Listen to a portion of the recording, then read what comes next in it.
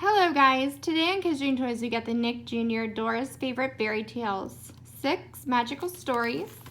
We're on the lucky table with Dora. Once upon a time, there was a widow who lived with her 2 sons. Her oldest son, a sensible boy, was named Pedro. Her younger son was named Bobo because he was very, very silly. He was silly. Bobo didn't understand the value of money and would spend it on useless things. He was just bad when he wanted to sell something. He would take whatever price was offered, even if it was very, very low. The widow and her sons were poor, but they never went hungry. One year, however, things got very bad. Their small patch of corn dried up, and they had no corn to make tortillas. Their bean vines shriveled, and they had no black beans to eat with their rice. Their goat ran away and could not be found, and their hens would not lay eggs. All that they had left was their cow. "Take the cow to the market and sell her," said the widow to her 2 sons, "but make sure you get the very best price." "Don't worry, Mama," said Bobo. "We'll sell her, and we'll get a lot of money for her."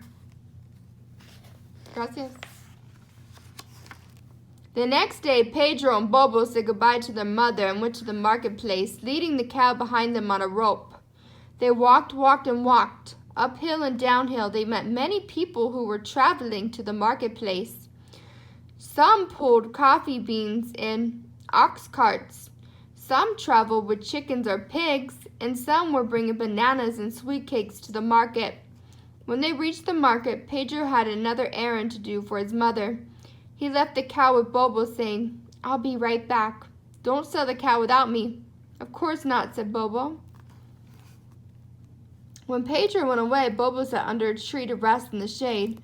Soon a boy walked by. He was carrying a wooden table on his head. "Buenas tardes," he said to Bobo. "Buenas tardes," said Bobo. "What do you plan to do with the cow?" asked the boy, who had heard all about Bobo. "I plan to sell her," said Bobo. "But I have to wait till my older brother gets back." "Don't sell her." The boy put the table down on the ground. "You'll do better to trade her." "Trade her," said Bobo. "Yes," said the boy. "It's obvious the cow is a sorry beast. She is old and skinny. I'm sure she's hardly worth the cost it will take to feed her."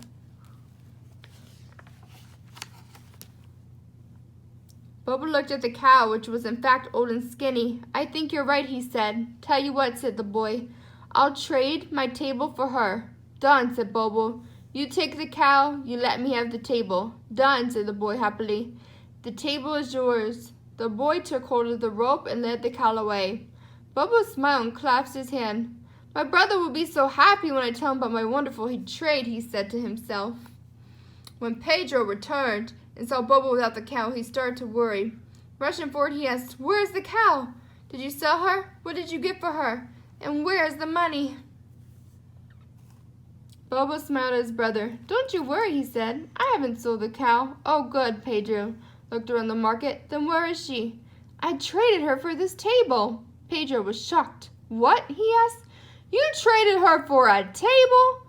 Why, Mama told us to sell the cow for only the highest price.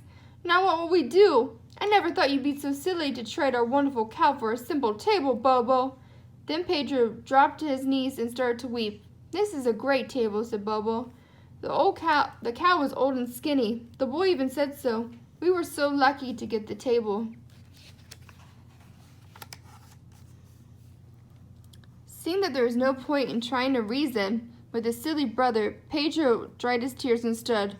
"We may as well go home," he said. "Okay," said Bobo, who couldn't understand why Pedro was so upset.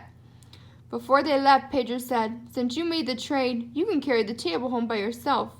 Bobo lifted the table on his head. Since it was so heavy, he wasn't able to walk very fast. Hours later, they arrived at the dark forest. Hearing the night birds stirring chirp, the brothers realized it would soon grow dark. The path was empty, and there was not an ox cart or another person in sight. Since the forest looked dark and scary, they decided to spend the night where they were. "We should climb up there," said Pedro, pointing to a tall tree with wide branches. "Otherwise, the prowling pumas might find us." Fearing the table would soon be stolen, they took it with them. Bobo carried it on his head. It wasn't easy. The table was heavy. Once they settled themselves on the branches, they heard some men's voices. "Someone's coming," said Bobo. "Shh," Pedro said. "Be quiet. They could be robbers. If they see us, they might hurt us." Pedro and Bobo watched as the men sat beneath the tree right below them. It seemed they were in fact robbers because as soon as they sat down, they began to count a large pile of gold pieces. 10 for Paco, 10 for Hector, and 1, said one of the robbers, and 10 for Esteban. They continued counting for a long time. Bobo, who still had the table on his head, began to get very tired. "Brother," he whispered, "I can't hold on to this table for much longer. It's hurting my head." "Shh," said Pedro. "They're going to hear you."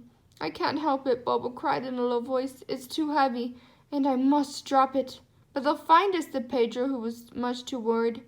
Bobo tried to stay still and silent, but the weight was too much. The table started to slip. "Pedro," he said, "I cannot hold the table much longer. You must." Pedro whispered. "It's slipping," cried Bobo. "If you let it fall," said Pedro, "that will be the end of us." But Bobo had no choice. "Ah!" he shouted as the table slipped off his head and went tumbling down.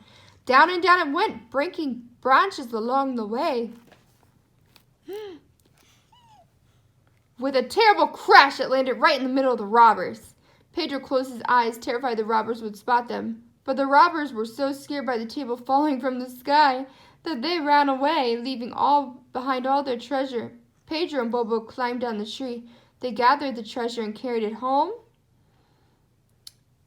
and put it on the table, together with their lucky table. When they returned home, their mother was so pleased. They had a big feast and never went hungry again. Everyone had to admit maybe Bobo wasn't so silly after all.